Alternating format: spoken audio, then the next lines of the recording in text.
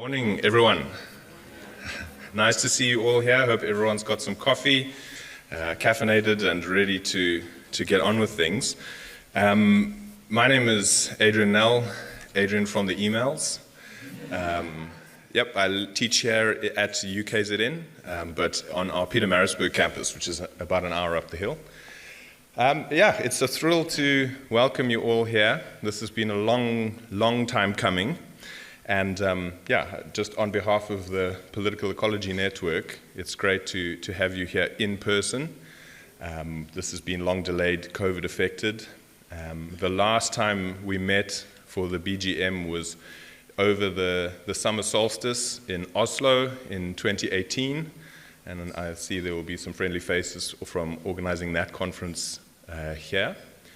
Then, of course, Amber Huff took on the organization of the 2020 conference, and of course thick in the middle of COVID, and had a very successful hybrid event. But we are, of course, really happy to be back here in person for this event.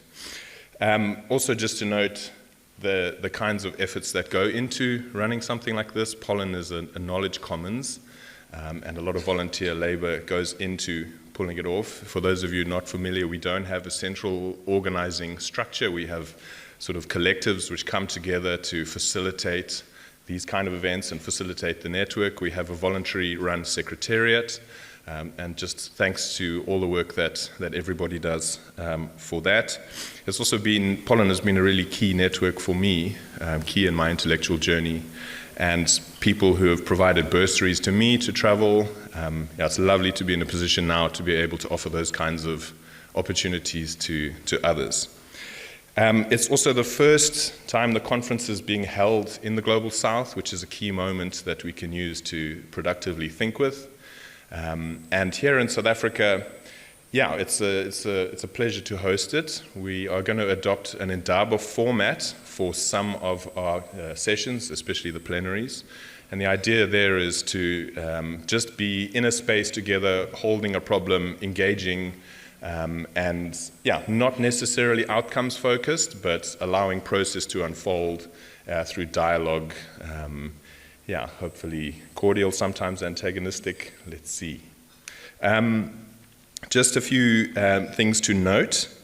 Thanks to our sponsors, the South African National Conference Bureau, who came on board, and to the National Research Foundation for their support in this. I'd also like to thank African Agenda, who are the dedicated conference administration team. You'll see them at the front desk. And of course to our local organizing committee, Binyam, Shona, who I'll introduce shortly, Andries, Danford, and others. You'll also note our volunteers. They are walking around with their yellow lanyards and Africa little fluffy badges. So if you have any issues, please be sure to single them out and chat with them. Just moving forward with this theme of political ecology from here. Our first plenary is to introduce us to a sense of environmental justice issues and struggles in South Africa and interpret them through a political ecology lens. But to mark where we are, I'd like to invite to the podium my colleague, Prof. Shona Motia. She is the director of the Centre for Civil Society, to welcome us on behalf of UKZN.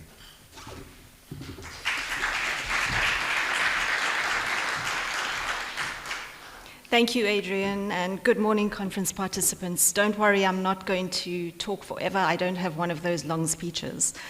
On behalf of the University of KwaZulu-Natal and the Centre for Civil Society, I would like to welcome you to POLLEN23.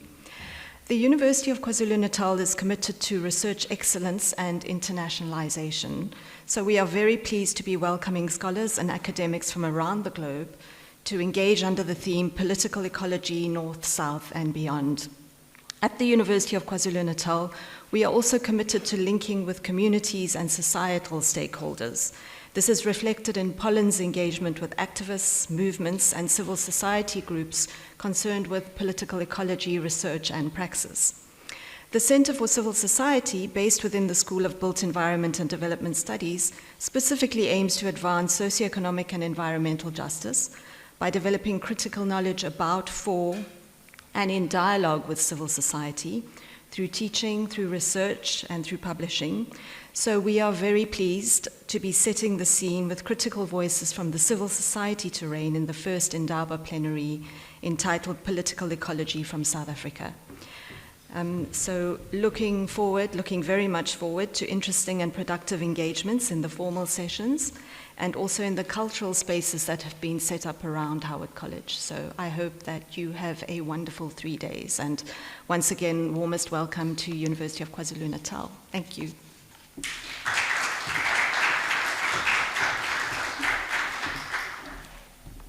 So just before we invite the panelists up for the plenary, the first plenary, I'd just like to go over some housekeeping. Many of you have already been asking me about the Wi-Fi. The issue is in hand. We will have that through, if not corrected already. Basics. The conference is quite nicely centered here in the Howard College building. This is the Faculty of Law. And thanks to Law for having us and creating chaos yesterday during the setup. The venues that we are using are nicely signposted. So this is the Howard College Theatre. Across the way, we've got Howard College 1 and 2. The moot court is 2 floors above us. And that's also a venue of similar size to this. And then the smaller venue that we have is a seminar room. So across the corridor and through to your right. So some sessions are facilitated in there. If we do have overflow from the seminar room, we've got an overflow venue in the next door building. And session chairs there can just let us know if they'd like to move, and then we can try to facilitate that. Toilets are on every floor. We have the library, the Law College library, available to you if you'd like some quiet meetings.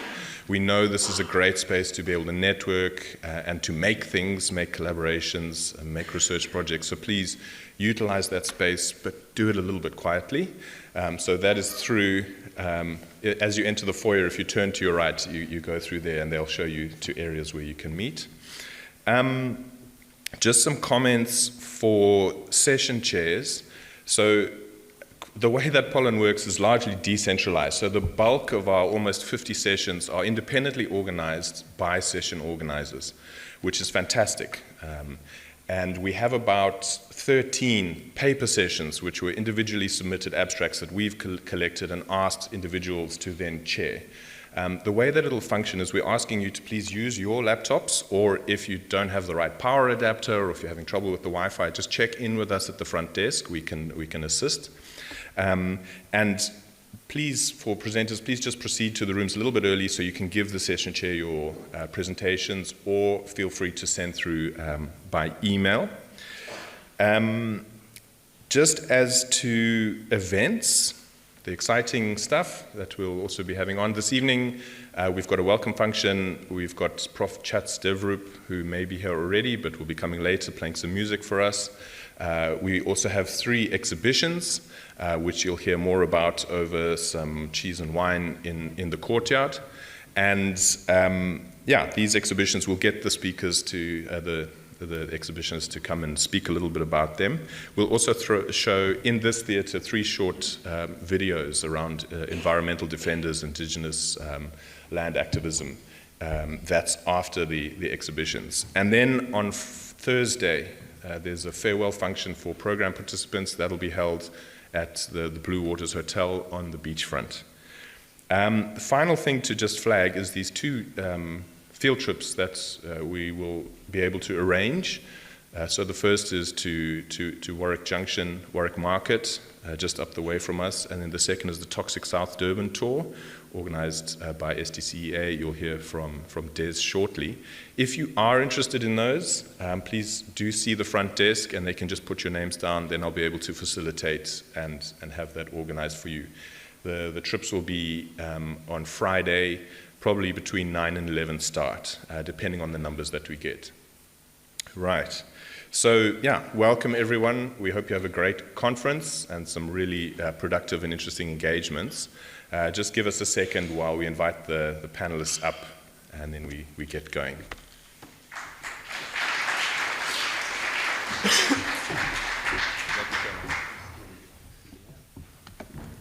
All right, thanks, colleagues. Andries Mutau, Dr. Andries Mutau was meant to facilitate this session, but I understand he's got a sick relative, so I'll just stand in last minute in his stead. Also, one change to the program, Nonhle Mbutuma from the Amadiba Crisis Committee, she is unable to attend, so she has sent someone in her stead who may arrive towards the end. So if so, we'll introduce and welcome him onto the stage as we go. But we have some comrades here who are more than able to take up a session. If just by way of introduction, we really want to give you a sense of place. Howard College, Durban, KwaZulu-Natal, South Africa are very particular places at this moment in Pollen's history to be able to meet together and facilitate. And we've got a range of speakers this morning to speak to you about various environmental justice struggles that activists, NGOs, and broader civil society are engaged with here in Durban and beyond. And we've got speakers who will ably speak to that. If I could just ask that we introduce ourselves, please. I'm Patrick Bond. I'm supposed to turn on microphone. Patrick Bond, University of Johannesburg. Hi, Bobby Keith, and I work for Groundwork and based in the Johannesburg. Hello everyone, I'm Kara Owen and I'm at the UKZN Centre at UC the Stanmore in Durban. Welcome everyone, this is Linda Sock from Durban, from the South Durban Community Environmental Alliance based in Durban and Richards Bay. Fantastic. We also hope to have Prof. Sarah Bracking from King's joining. Any word from Sarah? Messages? When after, I'll try and text her. We haven't had any word yet. All right, so then just to kick us off, I'd like to invite Patrick to give his presentation. Adrian's done an amazing job. He just forgot to teach all of you comrades the two words that we always start these meetings with. Eh? How many South Africans are here? Well, we'll learn in a minute. Amandla! Away to Amandla! Away to power to the people. But it's a wonderful work from Adrian, from Shona, from all the others. So thank you so much. What I've been mandated is a sort of quick overview. And it's impossible because my happiest moments were in this city, in this room. I was Shona's predecessor at the Centre for Civil Society. Because I think actually, especially with our activists, here in Durban, we've got really the very finest political ecological praxis. And having worked here and also now in Johannesburg to try to document as a sort of librarian of these struggles, there's just so much. And it's partly because the knowledge production process challenges power in ways that far transcend participatory action research. And the praxis epistemology allows people like me, careerists, to really shine in the glow of what these activists do, as I'll show you. It's impossible to do justice to the topic, but if you'll allow me to not only celebrate these comrades, there's also down the coast, Nonhle Mbutuma, whose Amadiba Crisis Committee has been cutting edge, and because she does anti-extractivism, probably our most high-profile anti-mining movement. But also, there's, in the last 9 months or a year, a wonderful victory to celebrate on the climate front. And I thought I would really work quickly through what I think are 6 principles. We began developing them in this room and around the corner at one of the, I think it was a Jesuit mission, in the Durban Group for Climate Justice in 2004, when some of the finest comrades in struggles and intellectuals found a way to articulate critiques that have, I think, grown and grown. So very quickly to run through where I think those critiques work here and where the visions and demands and ambitions have emerged. Cut greenhouse gases, transition gracefully, redress social injustices, manage green technology as a global public good, leave fossil fuels underground, finance planetary and social survival. Now, there's so many more things we could do with a quick intro. I hope my comrades will be doing that, and especially located in Durban, where next month the Intergovernmental Panel on Climate Change has an interesting choice as their new president, which includes Durban's main municipal official. I'll come back to that. Very quickly, where do these basic struggles and demands hit the ground in South Africa? Obviously, the South African role in especially UNFCCC fuses it as the third highest emitter of greenhouse gases per person per unit of output. In other words, capitalism being incredibly fossil addicted here. And so to keep temperatures below 1.5, probably impossible now, needing not a Copenhagen Accord bottom-up voluntary process, but substantial penalties and accountability mechanisms, and also incorporating the US Pentagon and the other military, maritime, and air transport that aren't there. This was really the place where South Africa stood out. The Copenhagen Accord meeting in 2009, Jacob Zuma from this province, KwaZulu-Natal, with Lula, with Barack Obama, Wanjibo, Manmohan Singh, they did what Bill McKibben calls a league of polluters, super polluters and wannabe super polluters. They blew up the United Nations in that meeting secretly as the major emitting countries. And of course, we're going to see quite a few more coming to South Africa in August for what's called BRICS Plus, coming back to that. And then we got, because of this fusion with the US, with two central objectives: don't cut emissions to the extent necessary, and don't ever admit liability. And so, as a result, here in Durban, COP17 in 2011 was hosted, and I think Des will maybe tell you more about it, but 10,000 people, he, Bobby, and the other comrades were able to organize and to really protest that particularly South Africa has this role in the G20 where structurally we are, as the only African country. By the way, these are from a guy called Shapiro, Jonathan Shapiro, our finest cartoonist. The G20 being that core, still with now all the chaos in Russia, notwithstanding, BRICS beginning to more explicitly define not only a sub-imperial role, but perhaps an inter-imperial role. And I think delegitimization of these elites is long overdue. Greta Thunberg started this process, blah, blah, blah. Even the Italian climate minister, just before Glasgow, had to agree, yeah, she has raised a serious problem. We were not credible in the past. Well, it became less credible then, and certainly this year, with the new president announced in January to the applause of the United States and Europe. His name, Sultan Ahmed Al-Jaber, and he's also the head of the ADNOC, Abu Dhabi National Oil Company. So some of our networks have been saying, FTSEC, or get out of here, Pan-African Climate Justice Alliance, for example, and they have in the past done some interesting disruptions in Copenhagen, also at the Warsaw COP. But it will be hard because this is a very repressive regime. It's going to be a kind of a perfect accompaniment because we've just had Mohammed Al-Zayman, the president of the UAE, spend a month in Eastern Cape, just down the coast, in his new game park. And the probability of UAE, which is already a BRICS bank member, joining this BRICS Plus to make a very, very fossil-intensive group with Saudi Arabia and Iran. I may have time to come back to that. So the question is what to do, and where this failure to cut emissions has delegitimized these elites, should we have some sort of interesting alternative approach, boycott?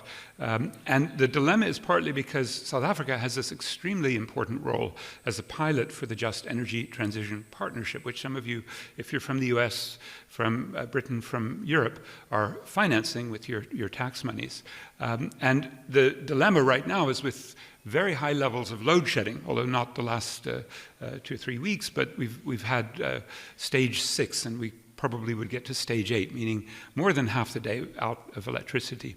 And so now the debate, the last few days, is how to quickly get methane gas into the grid.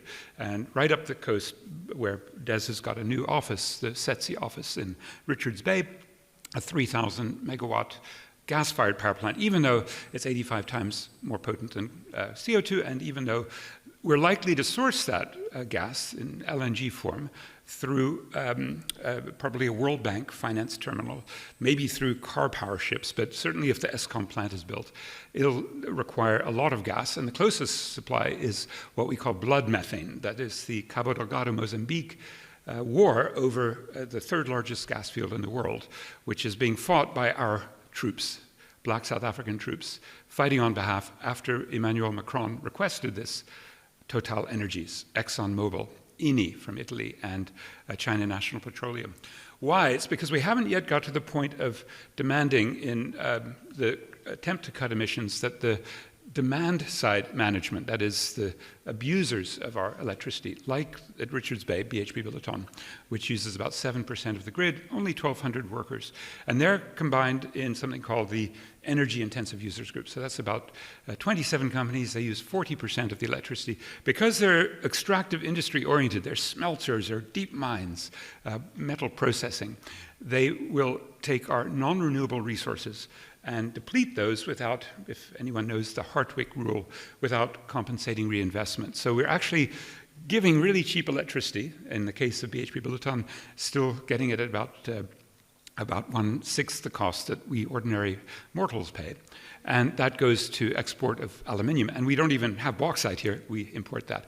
And the profits in the offshore illicit financial flows are insane. So it really reflects a ruling class that seamlessly moved from apartheid's minerals energy complex with its migrant labor based on gendered reproduction of male workers 11 months of the year without access to good schools or clinics or pensions, retirement systems. So that was all given to the woman to cheapen the cost of labor. And it's now deracialized a little bit. We have lots of black diamonds in the coal industry, but essentially it makes it very hard to transition gracefully when you've got, as our second core point, a very, very strong now multiracial group of coal barons and wannabe oil and gas offshore drillers. So it means that there was an attempt by the former head of our electricity company, leading it with the leaders of climate negotiation teams from the US, UK, EU, and the French and German governments, to have a just energy transition partnership, which came about in Glasgow but was codified in Sharm el-Sheikh at the COP27 last November. South Africa appreciates the commitment, but what's really going on here, without much time to say, because I know Alex Lanferna from Climate Justice Coalition will dig in, there are so many scams in this jet piece. So if you're watching your money go there, take also heed that the Climate Justice Charter movement has called for a boycott, because this is still so rancid with gimmicks, including loans, not grants, that they're in the US and UK cases market rate, or funds that will go back to pay for the Medupi coal-fired power plant, the biggest in the world under construction still, and it's a World Bank loan, the biggest ever, that we're calling out on its odious debt, because it's just not working, and it's also full of corruption. Our ruling party was bought by a German who was the head of the Hitachi Power Europe. In addition, a whole lot of the money, 44%, has been earmarked by Eskom for what they think is a transition fuel, methane, as I said, at Richards Bay and also Komati. So hence, this is one of the great controversies where you could see the former World Bank president, the new guy just started this month, A.J. Banga, lots of controversies about his role as a predatory financier I can go into. We've put that up in Counterpunch, for example. But particularly where Andre de Ruyter and a man from Treasury, the chair of Eskom, but David Malpass made a $500 million loan to make what we really see as a tokenistic gesture towards decarbonization. And a just transition just isn't there. None of the workers have been consulted in any of this, so it was just a tick box exercise. So without time to go into it, we do have lots of ideas from groups like Climate Justice Coalition or Alternative Information and Development Centre, Million Climate Jobs, but we haven't gotten much traction. Where would we get traction? It's actually an interesting point that to get this just transition really in motion, we've had to have the threat of climate sanctions, the carbon border adjustment mechanism, especially for the EU, which is kicking in October, but also the US has just announced it will move in this way, which is to say, if your carbon price is too low, ours is only 35 cents per ton. If I want to emit a ton of carbon, US 35 cents compared, say, to Sweden at, we'll get into the money. But anyway, the other piece of this is the third principle: racial justice, indigenous, global south, feminists, LGBTQI, and youth communities standing up increasingly, stressing civil and political rights in conjunction with climate, and linking human rights and climate justice, and thinking through whether juridically we can get formal rights for nature, as the Ecuadorian and Bolivian efforts attempted for climate migrants and refugees. All of these are fraught with interesting dilemmas all of you are very familiar with. A fourth area is managing the green technology, because we've just got so many tech strategies that come from the ecological modernization tradition that we have to confront. And we desperately need climate-friendly technology and localized production, but without the intellectual property that, for example, gave us the vaccine apartheid last year, when Cyril Ramaphosa, Indian Prime Minister Narendra Modi, couldn't get the WTO to put a proper IP waiver.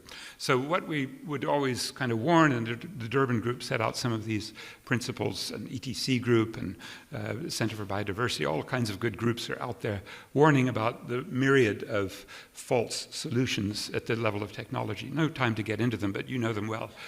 The demand to leave fossil fuels underground is a fifth of these 6 principles, seizing new exploration and most current extraction. So this country is really interesting for having big struggles, which I'll just flash on the screen, around offshore gas and oil, which we're actually winning, partly thanks to Nonchalant Batuma and the Amidst Crisis Committee and the group Sustain the Wild Coast, and all of the protests that in late 2021 came up. But we are having a problem because they are hoping to go back on that promise to the JET-P partners and actually keep coal-fired power plants open longer and refurbish them with billions of dollars.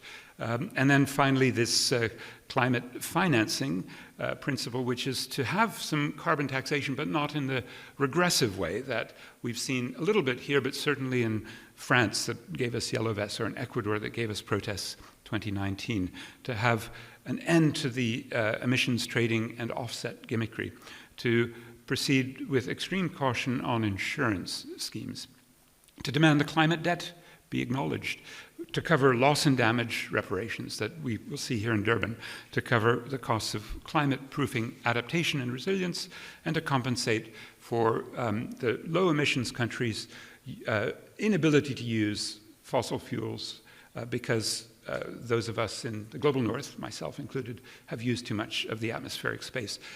How do you price? Well, the EU ETS is so wacky. It was down at 3 or 4 euros a ton at the trough, and then it went up to around 100. But you can see in the last the last year and a half or so since Putin's invasion, the crashing and rising and crashing going on in the EU ETS, giving us lots of chaos in world emissions pricing. As I say, we're actually updating it down to about 35 cents per ton, Sweden $132.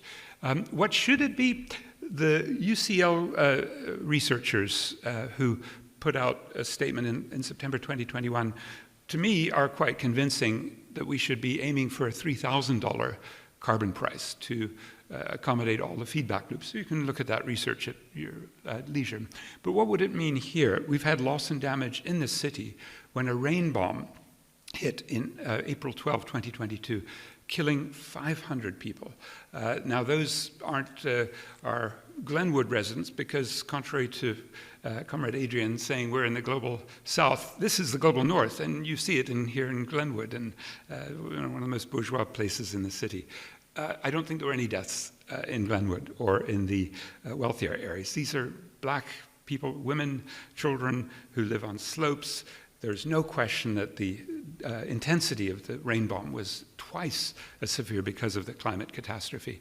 And you just would see some of the pictures. I think this is from Bobby's Springfield area. Is that the kind of place that your mum was living? Yeah, so maybe you'll tell us more about how that looked. But there were some bourgeois folk who got hard hit. This is a place called Umschlotti, where a major block of holiday flats came down. And commerce was unveiled as being exceptionally vulnerable to all of the catastrophes, especially our crucial role in this city in global mercantile circuits of capital. And also, where Des will talk about, this area is South Durban, where the two biggest refineries together represented the largest complex south of the Niger Delta, South Durban, which I hope you'll come and see. The BP Shell refinery there was totally flooded. Nearby was Toyota, which lost 40,000 vehicles due to mud. And of course, they're the ones that get the new adaptation spending. And it's one of those awful ironies, right? When you see roads go down, bridges go down, and then you've been welcomed, if you've looked at the newspapers, by the closure of our main beaches, especially in the north area, because the sewage system was wrecked so much that the E. coli is flowing raw into the Umgeni River and then pluming out onto especially the bourgeois beaches, but also the main democratic beach. In fact, the most democratic space in our country is North Beach in Durban. If you can't go swimming on this particular holiday, you can, I think, Des will welcome you to South Durban. The dilemma here is that South Africa finds itself, when we are hit with this sort of loss and damage, in the same league of not climate denialism. There's not too much of a Trump, well, maybe a little bit in this pro-coal lobby, but climate debt denialism. And Todd Stern, the US negotiator, put it so well. The sense of guilt or culpability or reparations, I just categorically reject that. And if you think that's bad at the core power source in global climate, wait until you see what happens in August here in Johannesburg, when if Putin doesn't come because Prigozhin has unnerved him, fine, but we will see 4 BRICS, Brazil, Russia, India, China, no Russia perhaps, or Sergei Lavrov may come. But what they're going to do is expand BRICS, and they're going to make such an extraordinary bloc that any potential progress in BRICS, for example, de-dollarization, we can chat about if anyone's interested, will be completely negated by this new bloc that includes Saudi Arabia, Iran, Kazakhstan, Bahrain, Egypt, Algeria, Nigeria, Senegal, Indonesia, maybe Mexico, maybe Venezuela, Argentina, which is going very pro-fossil right now. All of these are extraordinary dangers for the rest of society that we hope here in Durban we're going to get a picture of some of the best ways to resist. I can't, I know I'm past time, but I can't stop at this very point, having made these 6 points, by reminding us that the reason we know so much about what's going on in climate politics, and we have such firm principles of climate justice, is because of these guys, these activists who are out there creating the knowledge, again and again protesting. And it's just been so heartwarming for me since November 2021 to see these protests all along our country, as Des now comes in to talk about the agenda of South Durban Community Environmental Alliance. And these protests, and particularly in conjunction with really great lawyers, have given us a lawsuit that actually I was very surprised, since I don't hold too much toward juridical-based strategies. Last September, 15th, Shell and their local ally, a guy called Johnny Copeland. And when they were able to win, the points that the communities have spiritual relationships to the ocean that these oil companies have no clue about and no respect for, and that they didn't do climate. And all of the things that that lawsuit gives us as hope to stop offshore oil and gas here. With Nonchlet, particularly the last slide goes to her since she can't be here, not just a victory for the Wild Coast, fighting to protect the ocean, but a victory against capitalist extraction and destruction of humanity's common future. This is a victory for the whole planet. Amandla! Away to Amandla! Away to Bobby Peak is next. Oh, Des DeSausen, sorry.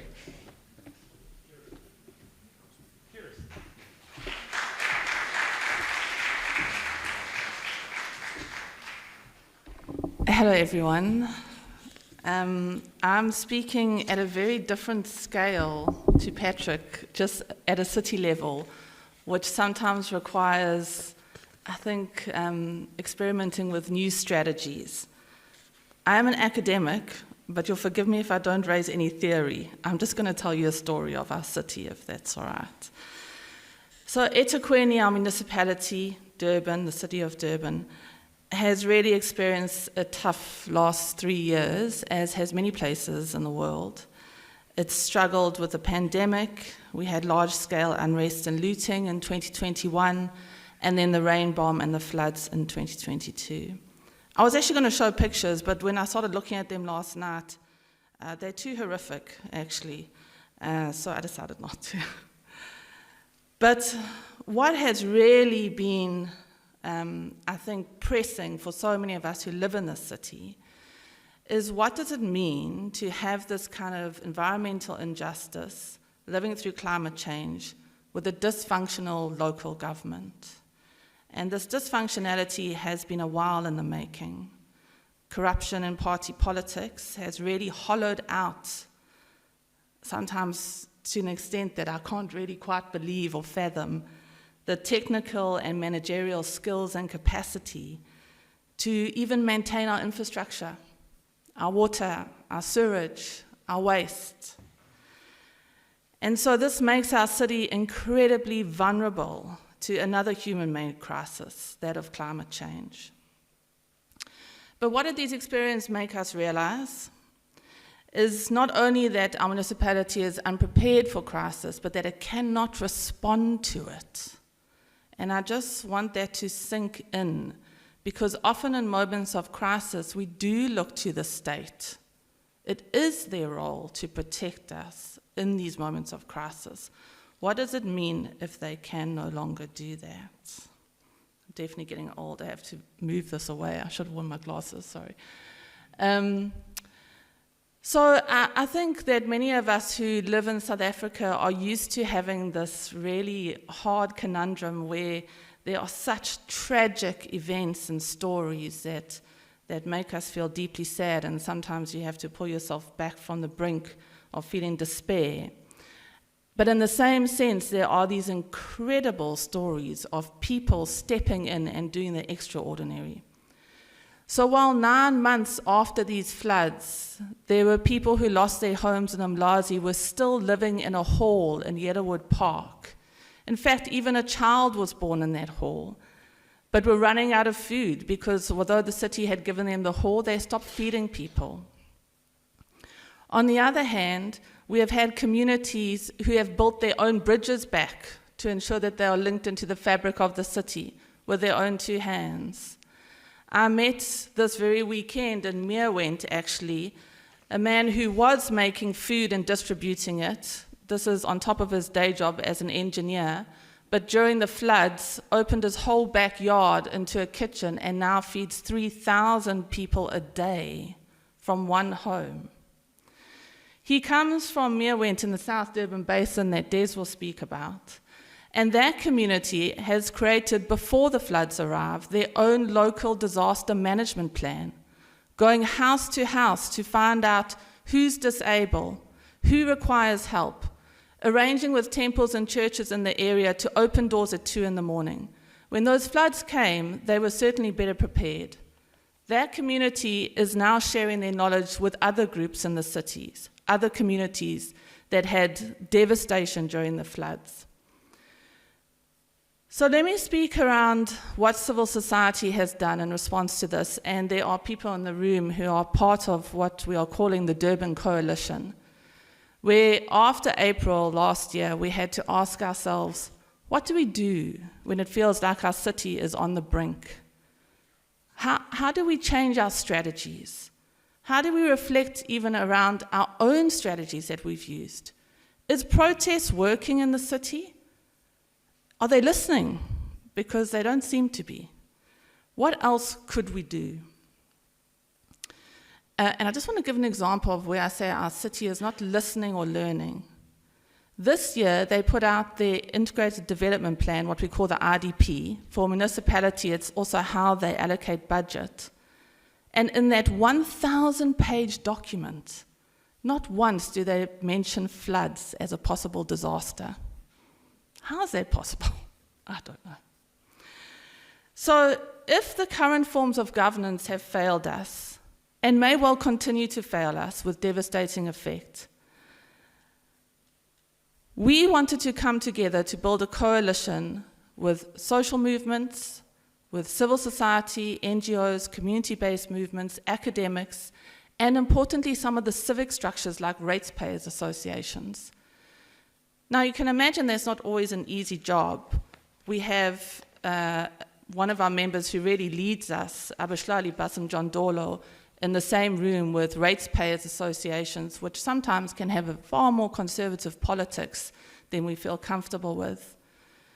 But why have we done this? What sits at the heart of these issues is that we feel that this unraveling of participatory democracy is really to the detriment of us all.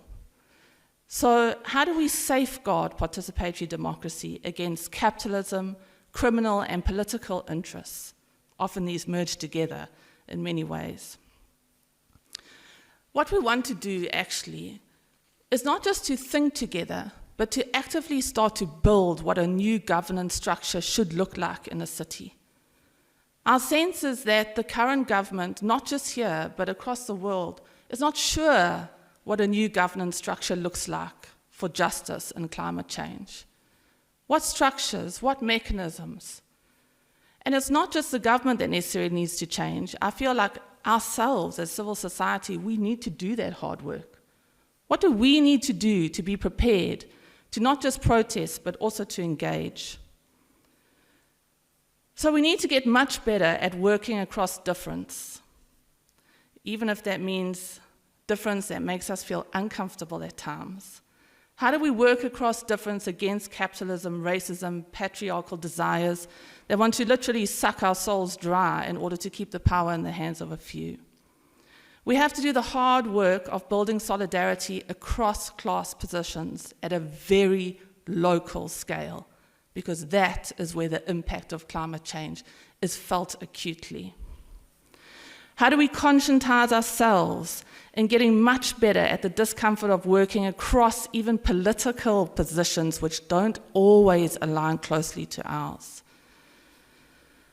I think one thing that we came to realize is that polarization is not always a useful strategy and can really play into the hands of political opportunists.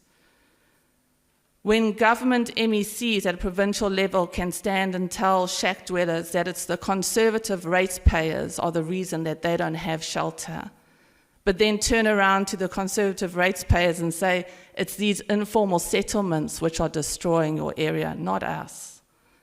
We need to start to get local government in a room where there's a cross-sectorial engagement, where they can't tell those divisive stories anymore, where people will start to actively, call them out on it and find a new way forward. So this is what we are trying. It's an experiment. It's not necessarily all easy, but we're wanting to make a space in the Durban Coalition by actively thinking and building together with and outside of local government what new social and governance relationships look like for an environmentally just future, and what types of forums and mechanisms are needed at a local level to support this. So to unapologetically reshape our future in the city with the people that are currently most marginalized and oppressed at its heart of this reshaping.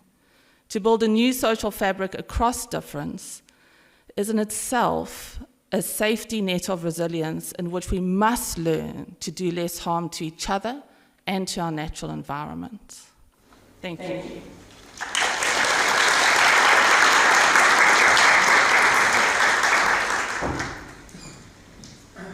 Patrick would say, Amandla! That means power to the people, and I hope this works. I'm not very good at this, but I'll try. And I want to start off, my name is Bobby. I work with Groundwork. It's an environmental justice NGO based originally in Pietermaritzburg, which is a small town just west of us. But we now we work around the country, and we'll get to that later. And I've got a couple of colleagues in the room, Musa, there's David, there's Yageshni, there's Spare, there's Jan, there's a couple of us here, quite a few of us here. And so I want to speak a bit about South Africa generally. I lived next to an oil refinery for many years. Desmond still does, I became bourgeois and I moved up the hill to Glenwood. Ironically, I was born on this hill, but apartheid pushed me off the hill. So I came back to the hill, and my grave site is down the road, so I'm going to end up on this hill. Yeah, so I'm going to show you a short slide presentation, and I hope it works. And let's just see if it does. I need to get the Wi-Fi working. Great, give me a minute. And this is a story from there's it there. This is a story from a group we work with. One of the people we work with out in Middelburg, which we will get to just now as well. And I'm hoping that this gives you a sense of the challenges we face in South Africa with regards to environmental justice. So just bear with me, as always. I'm completely confused by this thing. Where is it there? So, struggles in South Africa. Wherever you see a dot there is where groundwork has some link to some struggle. But the struggle in South Africa and the environmental justice struggle in South Africa is not only amongst NGOs, who you'll often hear articulated groundwork, Greenpeace 350, but it's actually in those spaces where Nonchle lives, where Desmond lives, where people in the coal belt live. Environmental justice struggles and the environmental justice movement is happening. It's happening on the ground. It's not happening in Johannesburg and in Cape Town and in Durban. And that for groundwork is important, because we work with people on the ground trying to be able to nurture, support, and encourage this process of environmental justice action. We believe that with environmental justice is about people that have power, that live in solidarity with each other, and we believe we should be equal, and through that equity. Oh my God. Izimine eziningi kakhulu ezisurroundile lana. Into esibona yenzeka nje i-dust. I-dust asaffecta kakhulu.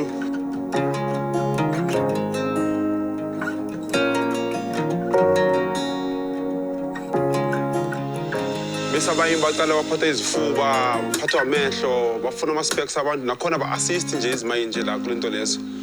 Because complain asicomplenile, but akekho umuntu esizwayo. Even no-minister uyazi le nkinga le. Le sinayo le uThabo Mkwena, uDirector General, sicomplainile kibo, ne-DMR asincedi. Bengathi mina abalandela umthetho we-environmental, lo bawuthembisa ukuthi bazawugcina ukuthi ungabi umoya ungangcoliseki.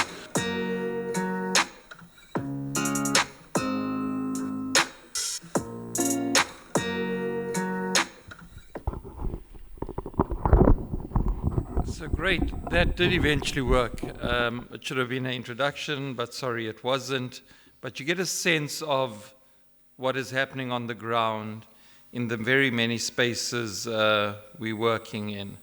So, and we'll touch on that. We'll touch on that later. But let's move on. So, we spoke about environmental justice, and then we try and think of what makes environmental injustice happen.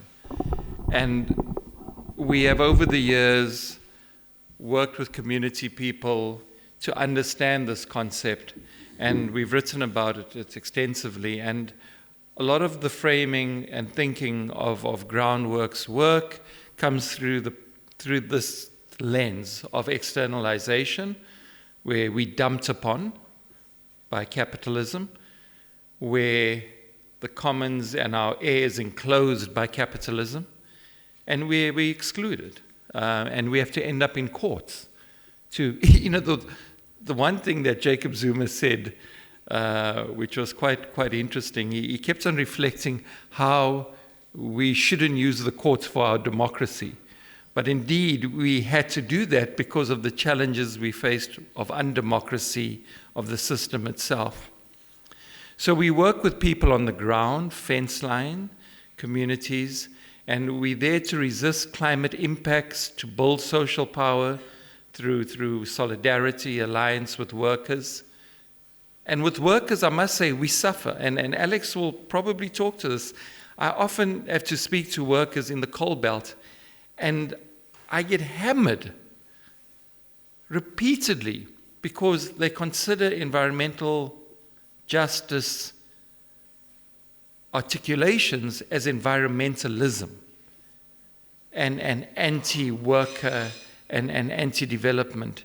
And that's the pushback we're getting specifically in South Africa now, a blowback and a pushback by the political elite working with dysfunctional unions that have lost their power in South Africa to allow this to happen. And we work with people, we work with the health sector, essentially to work on an open democracy for a just transition and to an egalitarian and regenerative economy. And so what is this regenerative economy that we speak about? And it is about making sure that, we work with a deep democracy rather than this type of shallow democracy we're having in government, that, we don't have enclosure, but we actually live well with each other, and there's fair decision-making in the democracy we have. We have a society that cares about each other. I mean, as Kira spoke, it's about caring for each other and about trying to find ways. This is a very personal issue for us. Yes, we're now bourgeois NGOs myself, but it is personal. My nephew went to SAPREF after the flood. He got to SAPREF. He has a 3-month-old baby. He gets to SAPREF. This is Shell. And Shell says to him, sorry, go home. We're closing. That was his just transition. As simple as that. So it was really brutal. I don't know why that's happening now. So I'm just going to talk on. So for us, a regenerative society is about making sure that we see how we live well with each other and the earth. So presently in South Africa, there's a massive pushback against gas. Presently, we are collectively with Green Connection, Earth Life, Centre for Environmental Rights, SETC, community people, I can mention a whole lot of other names, challenging gas. But the gas resistance has its deep roots in a place called the Karoo, where already in the first decade of this century, there was a push by Shell to frack gas in the Karoo. And we all came into the Karoo to help the farm workers in the Karoo. And they came up with this ban fracking, not here, not anywhere. We do not want fracking. And recently, with 350 and a whole lot of, with Greenpeace, I'm sure, as well thrown in, with SETC, with groundwork, we've been challenging, and with Green Connection, challenging this crazy idea of putting ships on the coast to create energy. And I must just say, Mozambique said no to the second one. Mozambique has one ship in the north, but when they attempted to put up a new ship, the recent position out of the Mozambican government is that it's going to be a no.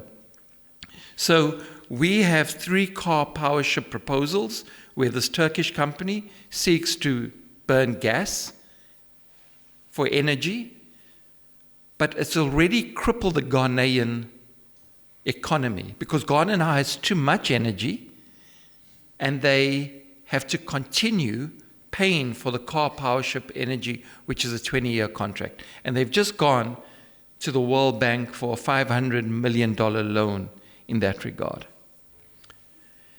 You often hear, and Patrick spoke about the Shell struggle and the success on the offshore process last year.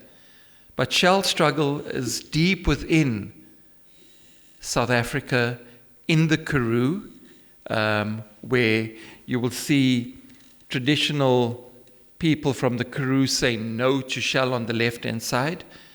This is the resistance that Desmond and the South Durban Community Environmental Alliance had in solidarity with the court case last year in the middle.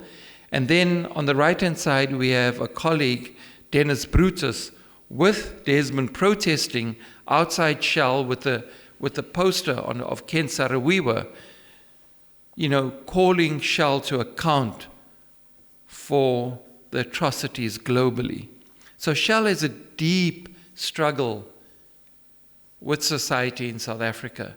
And the legal struggle, the legal victory was built upon all of that. Just now you saw the short video clip. And that was a video clip talking about communities that are impacted upon negatively and quite harshly. We have more than 3,000 deaths every year because of our coal-fired power stations in South Africa. We're not talking about the petrochemical industry. We're not talking about the mines. We're not talking about burning coal because people don't have energy at home. When you start layering all those other impacts, for any scientist, those cumulative impacts will probably double, triple the amount of people that die because of air pollution. South Durban and ourselves were talking already from the last century, and many EJ activists around the world, about the impacts of air quality on health. And then suddenly the WHO, about a decade ago said, whoa, health and air pollution. So people woke up late to the reality of what people and communities were talking about many years ago. So we have, through the coal process, resisted coal on the ground, protested, and worked with community people and health people, but we've also gone to court to challenge, through the deadly air court case, to challenge governments and the president's inability to act on air quality successfully. And so now the minister and the president has to put in regulations to regulate on air pollution in the Vaal Triangle. We also, through the legal system, with lots of campaigning on the ground, lots of risk on the ground. We were also spied upon in the areas. Greenpeace, groundwork, Earthlife was spied upon by Eskom, our state energy utility company, in the Limpopo area because of our resistance to Eskom. And in that area there was another power plant proposed called Tabametsi. And through a legal process, the first climate change court case was ever taken on and won in South Africa. And that meant that the environmental legislation is not trumped by energy legislation. Coal-fired power stations were recognized to be significant contributors to climate change. And the EIA regulations that calls for a climate change assessment that needs to be done has to be comprehensive, because you were having these climate change assessments that were just floating around, but it now had to be comprehensive. And we had to consider the broader impact, not only climate, as often will be written about, but the health impact, the water scarcity, etc. So these are victories of movements. And since Medupi and Kusile, there has been 14 other proposals to develop coal-fired power stations in South Africa, and every one was defeated. There's 25,000 megawatts of gas now being proposed in this country, and we are all against that, and none have gone ahead. And we hope and we pray and we will fight that none will go ahead. But to make all of this happen, we had to pull in a very important sector of society, and that was the health academic sector, or the public health sector. And we have managed to get the Public Health Association of South Africa, doctors from this university, to speak up for us, with us, and present evidence with us of environmental injustices and the links to health challenges. So even the UN Special Rapporteur in the legal case that we held on deadly air came to give evidence as friends of the court. Okay, so I'm getting rushed upon, and I will quickly move. Movements on the ground, waste pickers. Right around the country, thousands and thousands of people that do a service for society and for municipalities, but never recognized. We finally worked with the South African Waste Pickers Association that was formed in 2009, and they are now part of waste management systems in the city. And then finally, the big blowback is that this is not going down uncontested.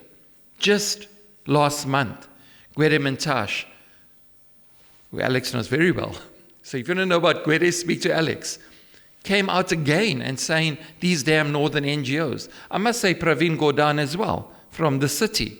Also in 2009, when we were speaking up against Medupi, what was then, the biggest World Bank loan to Africa, $3.75 billion to build a coal-fired power station, we were called agents of the North or self-appointed consultants, But it all goes back to even Mbeki in 2006, whereas there's always been a challenge on environmental folk and the environmental justice sector.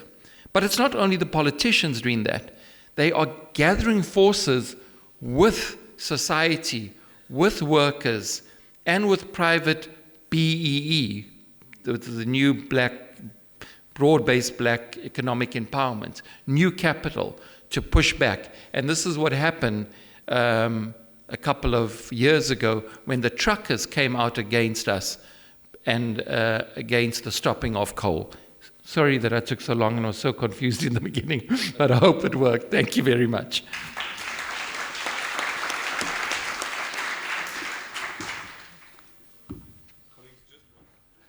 Sorry, good morning. Welcome everyone to Durban.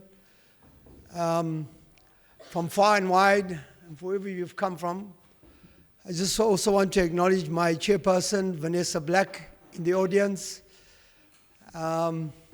And I'm sure she'll say hi. So Durban is very interesting. You heard Bobby, Patrick, and Kira talk a lot about Durban. I must say that when I started way back in the 90s on environmental justice and 24 years in the chemical industry, and I just want to say thank you to the few people that were around, the likes of David Hallows, who's here in the crowd. I don't know if Chris Albertine is here. People that taught us so much about the environmental justice. Today, we've got environmental justice in every single township and area in South Africa, including the rural areas. Never before did I ever see that so much of environmental justice active from all races, all creeds, all color, all types of people. And that's why we are able to push back. When we started, Bobby and I, in 95, well, 94 we met. 95 started the movement, very few of us. Small little Dorpi, Durban, you saw some of it up there. So we see our day-to-day struggles, and it's always been about people. This myth about that people don't exist and should not have a say in democracy, it's just a myth. That is why things go wrong. There's a saying, when you sit back, everything goes bad. So when you start standing up, that's when things start changing.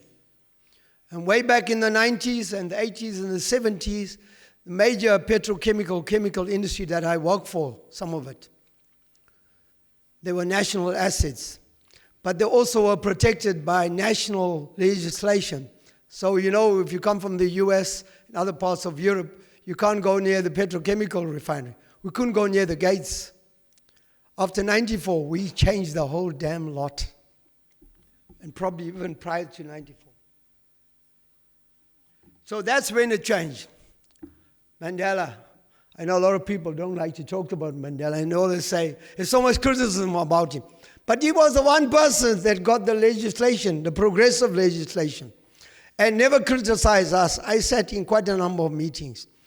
And in one of the meetings where a number of us activists that were there, outside the petrochemical refinery in South Durban of ExxonMobil, which is now called Petronas and Engine. Praveen Gordon came to us and wanted to stop us then. He wasn't even the minister at that time and tried to stop us.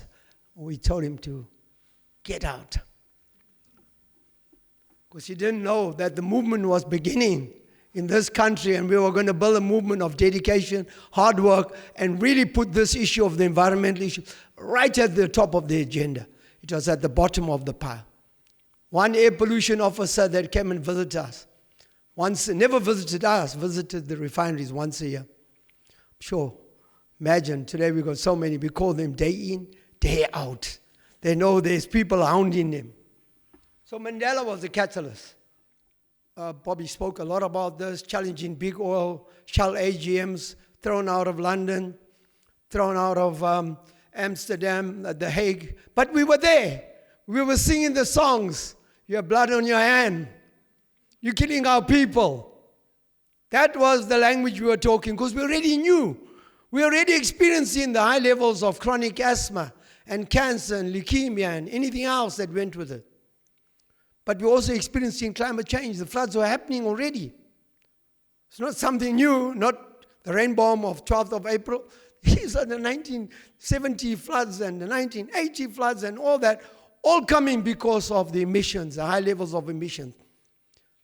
80 tons of sulfur a day from one refinery. You can imagine when you put them all in the paper mills and all that, how many tons of sulfur, how many tons of CO2. So already the levels were high, we were dying of it, our lungs were the breathing grounds for all those chemicals. You can imagine the impact it had on the climate. Huge. No one was talking about it. There was compromises. The UN processes from 1992, Rio, was compromising.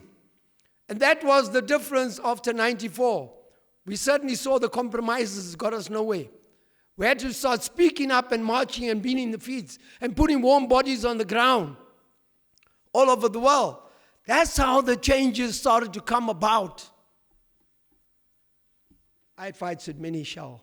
Engines, 7 interdicts, Bobby will know, I was hiding all over the show. 7 interdicts by the petrochemical refineries. Being arrested, wanting to be arrested, you name it. They come at you. Now they kill you.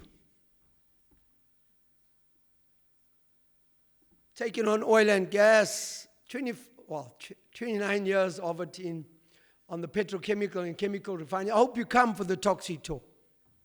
I'll be there. But what's critical about this, we saw them on the land. We saw the mines all over the show, Joburg. Today, KZN is the biggest mining land grab that you want to see for mining. We're pushing them back. And then they wanted to grab the ocean. So Jacob Zuma, that we heard about here, been spoken about, organized Operation Pakisa. It means hurry up, and everybody thought, hey, there's a wonderful thing going to happen to us. Now we're going to get all the marine life. We're going to benefit out of the ocean. What he didn't tell them was that greed, corruption, and destruction is going to follow. If they took over the ocean, all our marine life, and you came at the right time when the sardines are in Durban and all the fish are here, massively, that would have been destroyed. The livelihoods of the unemployed masses that are fishing, over 50,000 of them on our coastline, would have been destroyed. Whether they take food to their homes, or whether they take food and sell the fish, that would have been destroyed. Oil and gas, many of you would know, the BP explosion in the Gulf of Mexico, in Louisiana, all that, and other parts of the world. We've seen oil destruction. So the oil, and it was amazing that my first encounter was with an ExxonMobil that owned the petrochemical refinery, that left a rotten refinery in Durban. And he came to Durban a few years ago, and Patrick was still at the center, yeah. And Bobby and I. And we had a meeting, and Ashwin was there in South Durban. And he spoke about, so eloquently, of how the social CSI, corporate responsibility, is going to benefit people. And our oil was the most important thing that we had to do. We had to allow this exploration of oil and gas on our ocean because it was going to benefit every one of us. But we'd already done our homework. 2 or 3 visits to Nigeria, and for many of us to the Niger Delta. And then you see the reality of what the exploration of oil and gas has done. And then you know, when the scales have moved off your eyes, you don't surrender after that. You don't give in. And that's what we done. We sent him packing. Because he himself didn't want Shell to explore for gas in his land in Texas where he had a ranch. But he would explore, yeah. We said, go back home. We don't want you here. And you won't be allowed here. And we went to all the hearings and we packed the place up. And then we found that our own company, Sasol, the State Oil Corporation of South Africa during the apartheid era, which was now owned privately, was going to do the same thing as well. But Sasol's history in what Bobby showed in Mpumalanga and Sasolburg is well written and well known. Of all the problems that they created, dirty air is also belonging to Sasol as well. The biggest emitter of CO2 and methane is Sasol. Massive. Not only in South Africa, but also they built the plant in the US, and I went down there and spoke to the people, and the same problems are experiencing all there in the US as well. Lake Parish.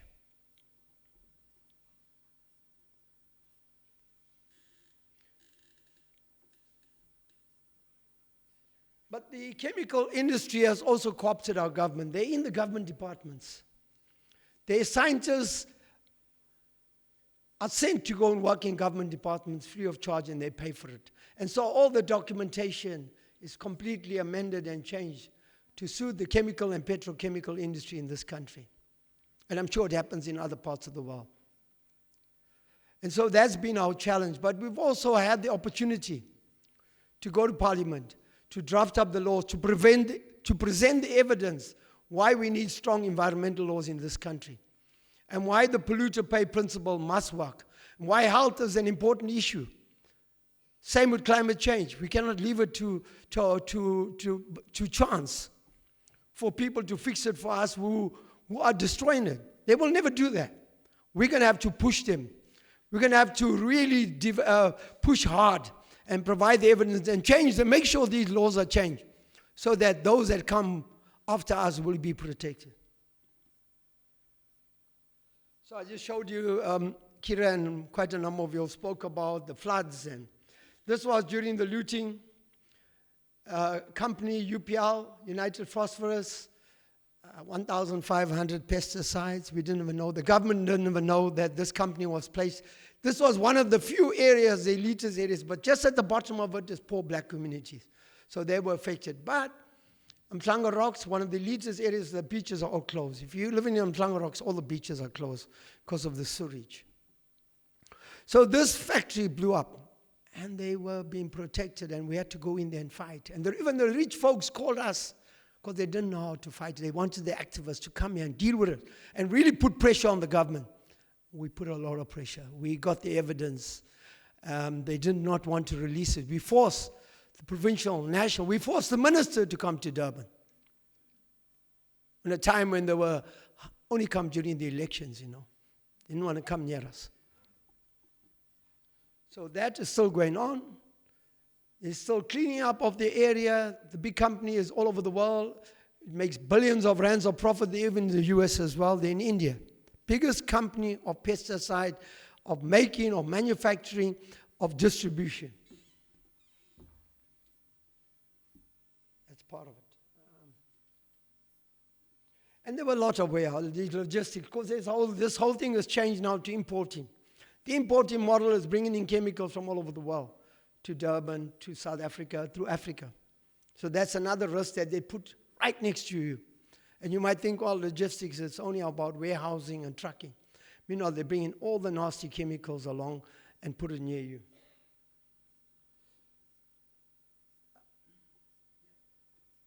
So that's the site. That's all the information around the UPL. That case still proceeds as we go. Kira's on there with me and others that are sitting here. We have to become scientists ourselves, as civil society, ordinary people. We have to do the research. We have to do the fights, the protests, whatever it is. We have to become scientists. We have to take our own air samples. We have to interrogate the data. We have to understand what's out there, understand the smells and all that. We have to do it ourselves. That's where communities can win the battle, because once you got the knowledge, you can fight even harder. So that's the entire contamination of it. We have a number of dump sites all over, including that. But when you go on the tour, you'll get to know about the Chrome 6 dump site, and you know Aaron Brockovich, the film, you've seen the film. And you'll get to know about Chrome 6, and incidentally, Chrome 6 companies are closing. They sold the one in Newcastle, Bayer. You remember Bayer, the headaches, the tablets, and working with doctors in Germany, Doctors Without Borders, and they now wanting to close, but they want to run away from the dump sites. And we say, no running away, clean up your mess. So we're holding them accountable. We have to be active so we can make sure that they don't run away. Okay. I'm just going to show you health consequences. Bobby and him spoke about it, and I'm sure as scientists you'd know that. These are the chemical storage facilities. This is what we've experienced in the years I've been involved. Explosions and fires, and right near us. And the successes, 2 of the refineries during the flood. Well, the one blew up on during the COVID, 4th of December. During that period, we had level 5, level 4, level 3, level 2, level 1. Level 5, everything came to a standstill. If you go to South Durban now, it's clear air, bright sunshine. You don't smell anymore. During level 5, everything was closed, right? Both the refinery. You could see Durban miles away, and you come here. That tells you pollution kills. Pollution causes climate change. Those that are in denial will never have the scales removed from their eyes because they don't see further than their nose. So we know that the 4th of December, the refinery blew up. And during that year, did it gas out the whole community in August. Then the refinery management, Petronas, the Malaysians put out a statement they're going to shut the refinery. And before they could shut the refinery, they started up thinking, well, give it a few years. A rotten refinery that's over 68 years old, give it a few more years to carry on, making more profit. 4th of December blew up buildings, hurt children, injured people. Then we got involved there, and we created a pandemic that will never reopen again. Got the parliament down there, the portfolio committee. So sometimes government does work. They came down, and we made sure that we exposed the refinery and the management and the lack of maintenance, and putting profit first before people's lives. And our children suffer the consequences of it, because 53% of our children in most of those areas of South Durban got asthma. And of that 53%, more than 50% have got asthma. You don't want to talk about the cancer. The risk is more, 25 in 100,000. That's even conservative. Cancer is even way beyond that mark. We know that because we buried people every week, every day, every month.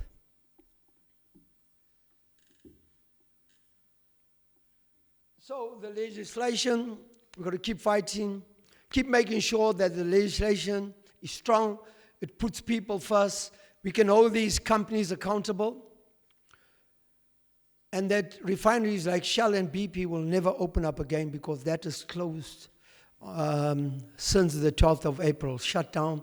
They had to get as high as this roof. This a building you actually can see from South Durban, anywhere in Durban. But as high as this building, they had to get the helicopter to take their workers off there. That's how high the floods were. And the refineries closed. They wanted to sell it. They failed. I hope they're talking about decommissioning. Clean up the soil, clean up the water, clean up your mess. Yeah, I spoke about that. This is just some of the the industry that has been blowing up, burning for the last few years, and not far. There's quite a few, okay. A people's just transition is needed. Leaving fossil fuels in the ground. We thought we had the trade unions with us.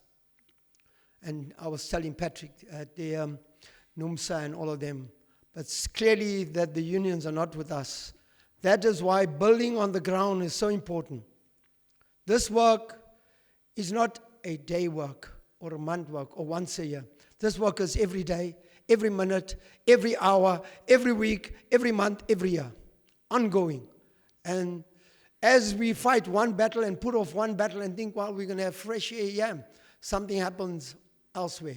And this province as a whole is on the onslaught by the local government that has failed, and dreams of having a nuclear plant, or by the provincial government that thinks that you want to carry on with the fossil fuel industry and oil and gas is the right thing and mining is the right thing, or government ministers like Gwedi and others who are hell-bent on mining, taking the land away from people, and creating more inequality and more poverty and more joblessness. Car power ship, we have about 5 single cases. I'm going to close in 2 minutes. 5 single cases at the moment. One is car power ship, the Turkish ship. The other 2 cases in the Eastern Cape, in Kucha and in Saldanha, has been put on hold. But in Richards Bay, we are fighting that one together with groundwork. We have the ESCOM fight of building the LNG refinery in Richards Bay, so that's why we're there. That's why we've got a presence there, to push back. And so that LNG refinery is being built, and it hasn't gone through. We have Sasol and Eni, the Italian oil corporation, trying to explore the land south of the Tugela River, which is the biggest river in this province, and where the sealer camp is a fish that they thought they'd lost, and it's just about recovery. If they get the go-ahead to drill for oil and gas, that will disappear. That's why scientists are needed. Marine scientists, every scientist, we need them to work together. Without the scientists, we as activists can do so much. We can also bring our knowledge, but we need the science. We also need other role players like traditional healers and other people that we believe can play a role in trying to put a stop to this foolish and madness that the oil and gas industry is pushing onto us, that we need oil and gas. We certainly don't. We don't need coal. We don't need oil and gas. We don't need mining. And we must be firm in that. The compromise era is over.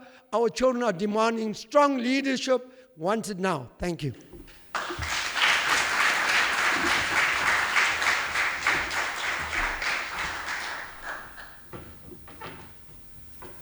Thanks, folks. We're all seasoned orators here, so we are pushing on for time a bit. But just as finally, I'd like to invite Cromwell Sonjiga from the Amidst Crisis Committee just to speak to us, and then we'll take questions where we're able. Please come. Ladies and gentlemen, I greet you all. Hopefully, I won't be having a big stomach. Indaba Crisis Committee is one of the organizations that is based on the rural areas in Eastern Cape, Ecology.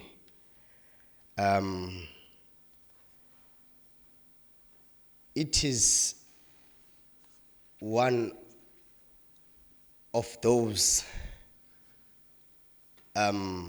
organizations that are striving for success to make sure that the people's rights are protected. And we have tackled most of the issues, like there was a proposed mining that was planned to happen at Kolobeni. So in 2007, that's when Indaba Crisis Committee was formed. Yes, it was there before and not organized, but in 2007, that is when everything was planned and organized so that we can tackle this big giant with the assistance from all over the world. And 2018, that is when one of the biggest victories happened, when the court ruled that we as people have a right to decide on what must happen in our areas. Then that's when we see that we have a right to say no to that mining that was planned. And we cannot run away from the fact that the climate change is a problem in the world. And those mega projects are planned to make sure that it carries on.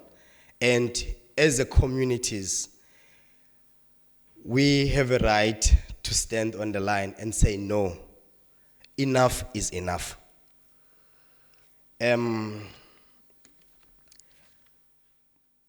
There are some of the things like proposed into toll roads that are planned to happen. And as a community, we have a different perspective on the road where it's supposed to be. Not away from Amadiba, but at a certain part. So we are mobilizing so that that can be aligned. And because we know that once those kind of projects to happen, they need the road. So building the road closer to those zones where they wanted to do their project, it will be a big fire for us that it won't be able to stop. So that is why we have united and stand. Yes, it's not an easy thing to stand on the line where people want something behind you. And as activists, we took that initiative and stand firm for our right. And there was a time when Kwete Mandashe said mining, tourism, and agriculture can happen at the same place. We said it's like to put a jackal in the same crawl with the sheep. Because all those things cannot happen when the mining is happening. And that battle we won. And they said they will appeal on that judgment. Up until now, it's quiet. And it's quite scary for us for them to be quiet for this period, because it's been years now, but they're still quiet. So we still have to mobilize and say that must be taken away from the table so that we can deal with something new. And they've spoken a lot about the shell seismic survey and everything that they wanted to do in our ocean. And we stood firm on that one as well. We as a community, we have that courage of making sure that the environment is well protected, because environment gives life. On this N2 toll road that is proposed, we have our own plan as community, as I've said, where the area is less critical when it comes to biodiversity, because where it's planned now, it is it's very critical in biodiversity, and it will be another distraction to ecotourism.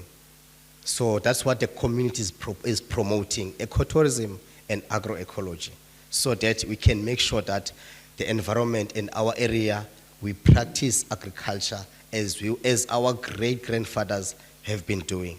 No changes, so that the grandchildren of ours will make sure that they have the very same nutritious land as we have now. So it is in our power now to make sure that we protect it.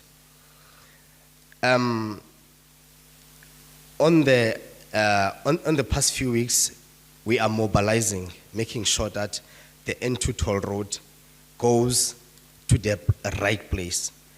Even on Friday, this coming Friday on the 30th, we are doing those kind of open public mobilization where we're just giving the public what is our opinion when it comes to the road. Unfortunately, I have a limited time, but this is the map I have with me. So where the planned and our plan to be.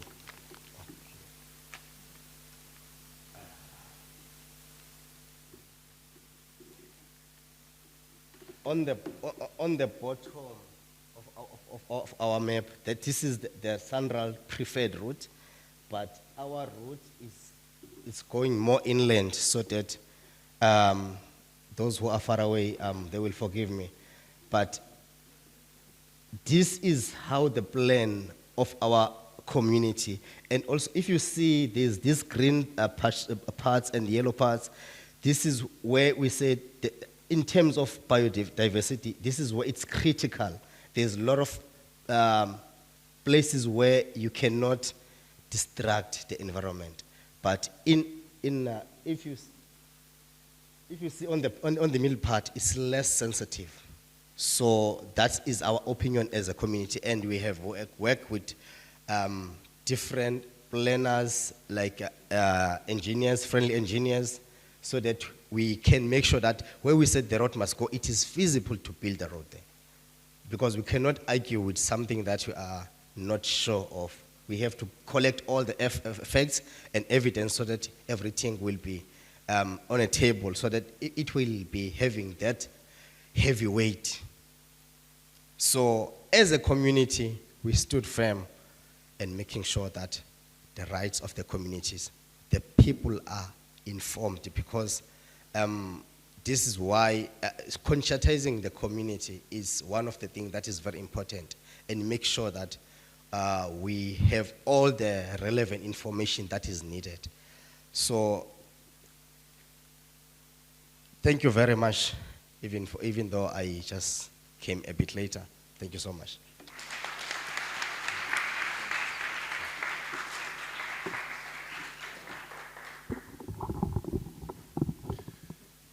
All right, folks, we're tight for time, but I'd like to just open to the floor for questions, comments, and engagement, please. We should have roving mics coming around. Hello, thank you. I'm Jens from Copenhagen. Thank you so much to the panel for grounding us in this context. Thank you for enraging us, and thank you also for encouraging us. It's been really amazing to sit and listen to this. And then a quick question.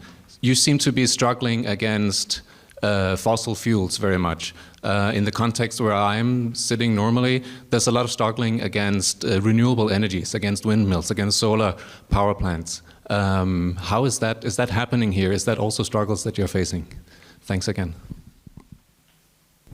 So I'm Dick Forslund from Alternative Information and Development Centre. Just to say, Cromwell spoke about Friday. So on Friday at 10 o'clock at the Miriam Makeba Hall or Centre, there is a seminar and a presentation by the Crisis Committee and by the technical team of the Crisis Committee. And this is the second seminar, and I see now that this is the Agriculture, Engineering and Science faculty, and I'm sure that members of the technical team and leaders of the Amadiba Crisis Committee would be happy to come here and present for the students, for engineering students, for agriculture students, and so on, together with their teachers, and in detail go through the proposal to move the road from the coast. Also to say that there's an article today, which is quite good, in fact, by Tony Carney on Daily Maverick, which kind of summarize some of the arguments and of this struggle. And also, you should go to Indaba Crisis Committee Facebook, and there you have details, and you have a link where you can register to the seminar on Friday, because it will also be on Zoom link and internet. But I'm sure that members of Siabu Manona, Johan Jonas, myself, Malcolm Campbell, Cromwell, Nonchle, and others can come here and speak to the students about this, because this will be an epic struggle. I mean, it's two development paradigms standing against each other here. On the one hand is mining these so-called smart cities, where they don't want to repair the towns and the cities which are broken in the country. No, they want to sort of have new smart cities. And then it's oil and gas, of course, and so on. And then they call the alternative of the community for anti-development. That is the propaganda. But Friday on internet, Indaba Crisis Committee Facebook, there you have a link, etc., etc. And I'm sure that there can be a longer presentation later. Thank you. So I am Shayan Banerjee from India. So in India also we are facing similar problems, since we are going through the transition from the fossil fuels and the renewables. So the interesting thing is that we have environmental justice movement, land justice movement, social justice movement, again both, the fossil fuels as well as the renewable energies. First, due to the reason that the renewable energies need fossil fuels to get generated. And secondly, that they need higher amount of land and other spaces. So if South Africa is going through a similar transition, I think how do you plan to counter these transition-based problems? So on the issue of energy, the first thing we need to recognize is that there has to be a debate about how do we ensure there's energy access to those people that have never had energy. And we need energy in a way that creates and supports local economies. So that's really critical. But we also just cannot continue on the mode of we have to increase our energy usage and our energy output. It's just not possible. So there has to be a critical movement built on energy type of degrowth, energy efficiency, etc. So that's the first thing. Recognizing obviously that those that need energy that don't have must come into the system and get an equitable share. So that's really important. Energy minerals we recognize is a big issue. So we're not so far in South Africa, there has been some type of resistance to wind from conservationists. But the important thing about the new energy paradigm we're moving into is that if you go and stand on a road just a couple of 100 meters away from here, you'll see copper trucks coming past every day, taking thousands of tons of copper to our harbor from 3,000 kilometers away in Zambia to export to make solar panels. Nobody's talking about the deaths and the mayhem in Zambia. So we have to think of these renewable energy minerals and the impact it has on mining. And we're going to talk a little bit about that in the Just Transition workshop after this. I'll just add to that because Bobby's hinting at the problems that in the Andes with lithium have made the green economy so controversial. And so we do have some. I think our dear comrades from Indaba Crisis Committee, knowing that they've fought against Australia's worst cowboy mining capitalist, have to also come up with an argument, because it's ilmenite, titanium oxide, for super white reflective paint that would be the 10th largest deposit in the world, in the sands that the comrades have so effectively resisted. All power to that resistance, but it is a contradiction, right? That ilmenite will be needed to stop heat islands, like we've just seen in many of the Chinese cities. Another contradiction is our green hydrogen economy, which is being run by basically the nastiest company. Des mentioned it a few times, Sasol, They use electricity, massive amounts, to squeeze coal to get a few drops of liquid petroleum at the single highest point source of CO2 emissions in the world, a place called Secunda. And they're in charge of this with some this week we had some, I think, Danes and Dutch, Germans. Yeah, so we are really acutely conscious of those contradictions. Last month, I was in Zimbabwe at the single biggest lithium deposit in Africa. It's Bakita mine with about 11 million known ounces, hard lithium, extremely lucrative, and it's just being looted in spite of the Zimbabwe government's claim to be against raw lithium export. That's what's happening, and the Centre for Natural Resource Governance there in Harare, great anti-extractivist group, took pictures. I was on that delegation, and they put them into the society, and suddenly that mine was shut down. Plenty of others. Platinum is in the green economy, especially for hydrogen cells, and that in turn reflects all the contradictions that gave us a massacre, the Maracana massacre, about 11 years ago.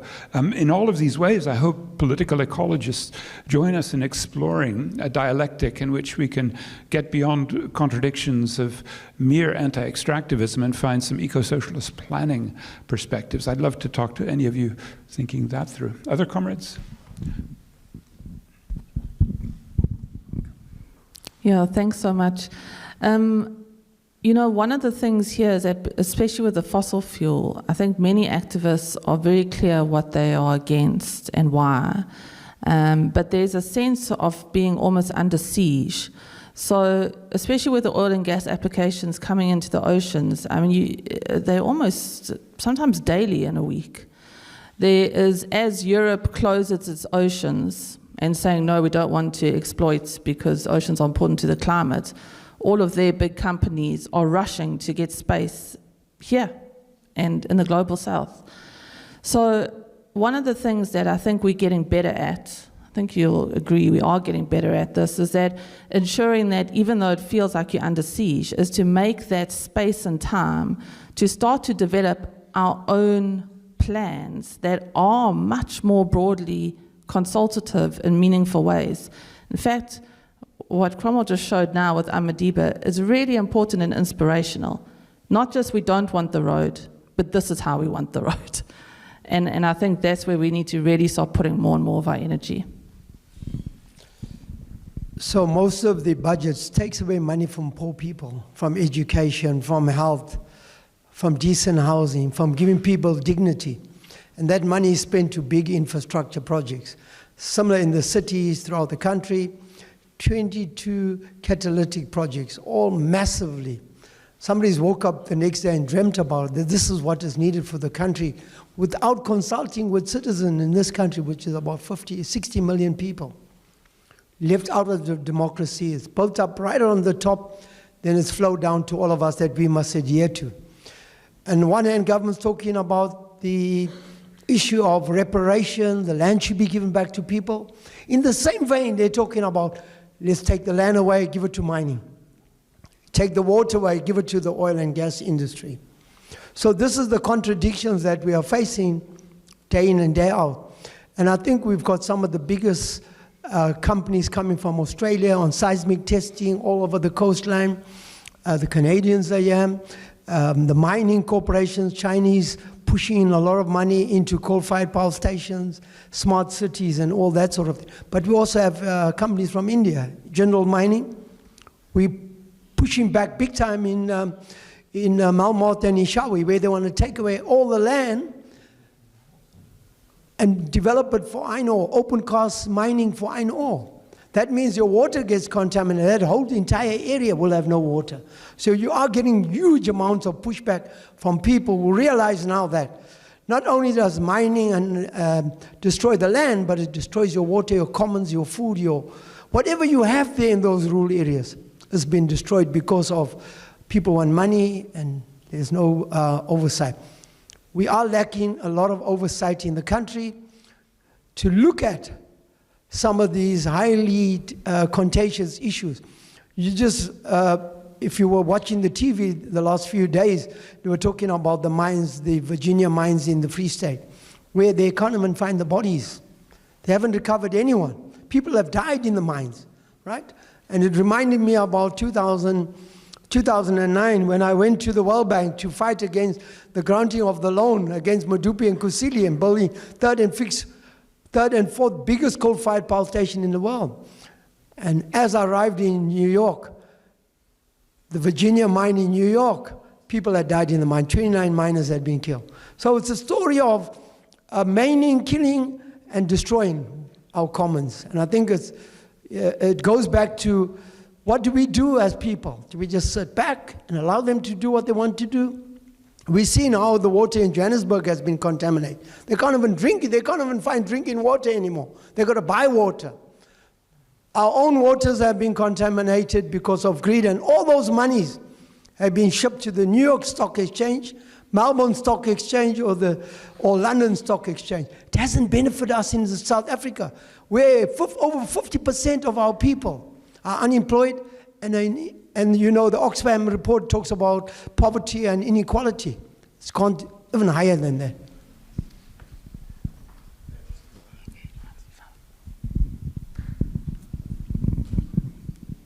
Just to emphasize one point on the alternatives. The load shedding lately taught us a big lesson that there is something that the world can do. Even in South Africa, you see now everyone have some alternatives when it comes to something that solars that can generate the power instead of using the coals. So some of the situations and circumstances teaches us a lesson. So there is an alternative that we can do. There is a possibilities of running away from what is killing or destroying our planet. All right, folks. Just in the interest of time, I'm going to need to draw this to a close. So we hope that this session gives you a sense of place and allows us to spread these threads throughout the discussions in the conference in the next 3 days to come. So please can you join me in thanking all of our panelists for this great session.